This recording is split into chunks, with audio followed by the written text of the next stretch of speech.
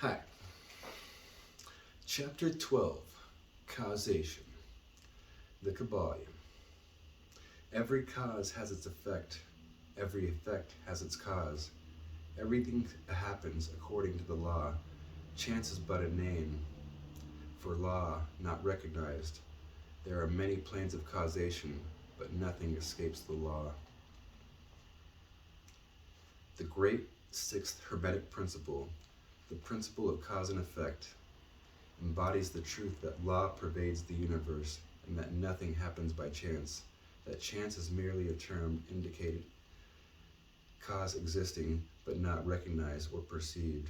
That phenomenon is continuous without break or exception.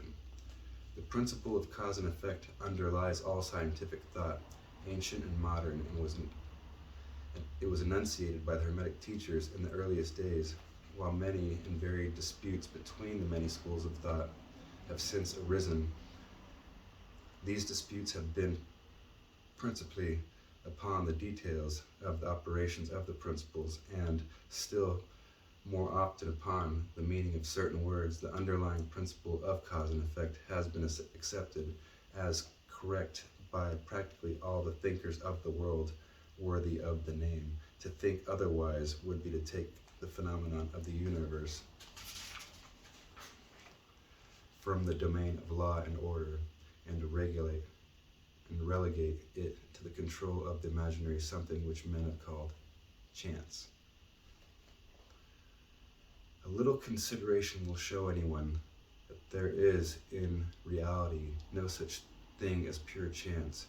Webster defines the word chance as follows: a supposed agent or mode of activity other than a force, law or purpose, the operation or activity of such agent, the supposed effect of such an agent, happening, fortuity, causality, etc. But a little consideration will show you that there can be no such agent as chance, in the sense of something outside of the law. Something outside of cause and effect. How could there be a something in the phenomenal universe independent of the laws, orders, continuity of the latter? Such a something would be entirely independent of the orderly trend of the universe, and therefore superior to it. We can imagine nothing outside of the all, being outside of the law, and that only because the all is the law. In itself, there is no room in the universe for something outside of it, independent of the law. The existence of such a something would render all natural laws ineffective, and would plunge the universe into chaotic disorder and lawlessness. A careful examination will show you that what we call chance is merely an expression relating to obscure causes, causes that we cannot perceive, causes that we cannot understand. The word chance is derived from the word meaning to fall, as the falling of the dice. The idea being that the fall of the dice and many other happenings are merely a happening unrelated to any cause, and this is the sense in which the term is generally employed. But then the matter is closely examined. It is seen that there is no chance whatsoever about the fall of the dice. Each time the dice falls and displays a certain number, it obeys a law as infallible as that which governs the revolution of the planets around the sun. Back of the fall of the dice are the causes or chains of causes running back further than the mind can follow. The position of the dice in the box, the amount of the muscular energy expended to throw them, the condition of the table, etc., all are causes, the effect of which may be seen, but back of these seen causes there are chains of unseen preceding causes, all of which had a bearing upon the number of the dice which fell. If the dice be cast a great number of times, it will be found that the number shown will be about equal. That is, there will be an equal number of one spot, two spot, etc. coming up uppermost. Tossed a penny in the air, and it may come down either heads or tails, but make a sufficient number of tosses, and the heads and tails will end up averaging. This is the operation of the law of average. But both the average and the single toss come under the law of cause and effect. And if we were able to examine into this preceding causes, it would be clearly seen that it was simply impossible for the dice to fall other than how they did under the same circumstances, and at the same time given the same causes, the same results will follow.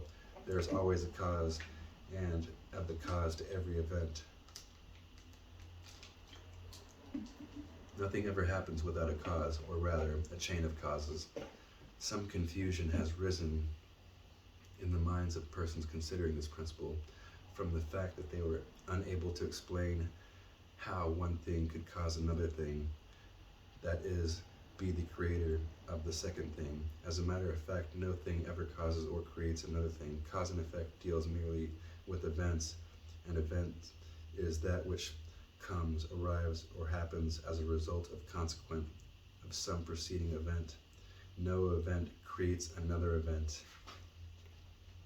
but is merely a preceding link in the great orderly chains of events flowing from the creative energy of the all.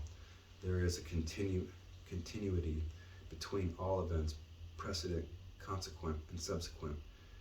There is a relation existing between everything that has gone before and everything that follows. A stone is dislodged from a mountainside and crashes through the roof of a cottage in the valley below. At first sight, we regard this as chance effect, but when we examine the matter, we find a great chain of cause behind it. In the first place, there was the rain which softened the earth supporting the stone and which allowed it to fall. Then, back of that was the influence of the sun, other rains, etc., which gradually disintegrated the piece of the rock and caused erosion from a larger piece. Then there were the causes which led to the formation of the mountain, and then its upheaval by convulsions of nature, and so on, ad infinitum. Then we might follow up the causes behind the rain, etc. We might consider the existence of the roof. In short, we would soon find ourselves involved in a mesh of cause and effect from which we would soon strive to extricate ourselves. Just as a man who has 2 parents and 4 grandparents and 8 great-grandparents and 16 great-great-grandparents and so on, until when, say, 40 generations are calculated, the numbers of ancestors run into many millions. So it is with the numbers of causes behind even the most trifling events or phenomena, such as the passage of a tiny speck of soot before your eye. It is not an easy matter to trace the bit of soot back to the early period of the world's history when it formed a part of a massive tree trunk, which was afterward converted into coal, and so on until, as the speck of soot, it now passes before your vision on its way to other adventures. A mighty chain of events, causes, and effects brought it to its present conditions, and the latter is but one of the chain of events which will go to produce other events hundreds of years from now. One of the series of events arising from the tiny bit of soot was the writing of these lines, which caused the typesetter to perform certain work, the proofreader to do likewise, and which will arouse certain thoughts in your mind and that of others, which in turn will affect others, and so on and on. And motherfuckers watching this video beyond the ability of men to think further, and all from the passage of a tiny bit of soot, all of which shows the relativity and association of things, and the further fact that there is no great, there is no small in the mind of the causeth all, in the mind that causeth all. Stop to think a moment. If a certain man had not met a certain maid away back in the dim period of the Stone Age, you, who are now reading these lines, would not be here. And if perhaps the same couple had not failed to meet, we who now write these lines would not be here to write them. And the very act of writing on our part and the act of you reading on yours will affect not only the respective lives of yourselves and ourselves, but will also have a direct or indirect effect upon many other people now living and who will live in the ages to come. Every thought we think, every act we perform has its direct and indirect results, which fit into the great chain of cause and effect. We do not wish to enter into the consideration of free will or determinism in this work for various reasons, among the many reasons in this principle one, that neither side of the controversy is entirely right. In fact, both sides are partially right. According to the Hermetic teachings, the principle of polarity shows that both are but half-truths, the opposite poles of truth. The teachings are that a man may be both free and yet bound by necessity, depending upon the meaning of the terms and the height of truth from which the matter is examined. The ancient writers express the matter thus: the further creation is from the center, the more it is bound. The nearer the center it reaches, the nearer free it is. The majority of people are more or less the slaves of heredity, environment, etc., and manifest very little freedom. They are swayed by the opinions, customs, and thoughts of the outside world, and are also by their emotions, feelings, moods, etc. They manifest no mastery worthy of the name. They indignantly repudiate the assertion, saying, "Why, I certainly am free to act and do as I please. I do just what I want to do," but they fail to explain whence arise want to and as I please. What makes them want to do one thing in preference to another? What makes them please to do this and not do that? Is there no because to their pleasing and wanting? The master can change these pleases and wants into others at the opposite end of the mental pole. He is able to will instead of to will because some feeling, mood, emotion, or environmental suggestion arouses the tendency or desire within him to do so. The majority of people are carried along like the falling stones, obedient to environment, outside influences, and internal moods, desires, etc., not to speak of the desires and wills of others stronger than themselves, heredity, environment, suggestion, carrying them along without resistance on their part, or the exercise of the will.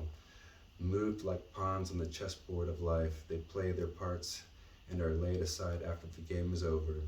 But the masters, knowing the rules of the game, rise above the plane of the material life, and placing themselves in touch with the higher powers of their nature, dominate their own moods, characters, qualities, polarities, as well as the environment surrounding them, and thus become movers in the game instead of pawns, causes instead of effects. The masters do not escape the causation of the higher planes, but fall in with the higher laws, and thus master circumstances on the lower plane. And they thus form a conscious part of the law instead of being mere blind instruments.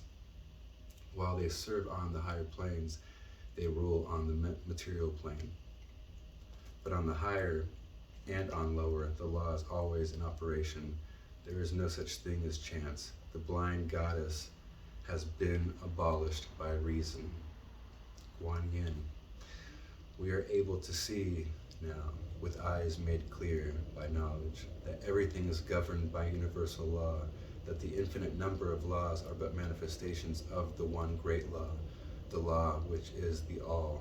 It is true indeed that not a sparrow drops unnoticed by the mind of the all, that even the hairs on our head are numbered. As the scriptures have said, there is nothing outside of law, nothing that happens contrary to it. And yet, do not make the mistake of supposing that man is but a blind automaton. Far from that, the Hermetic teachings are that man may use law to overcome laws, and that the higher will always prevail against the lower, until at last he has reached the stage, he or she has reached the stage in which he or she seeks refuge in the law itself, and laughs the phenomenal laws to scorn. Are you able to grasp the inner meaning of this?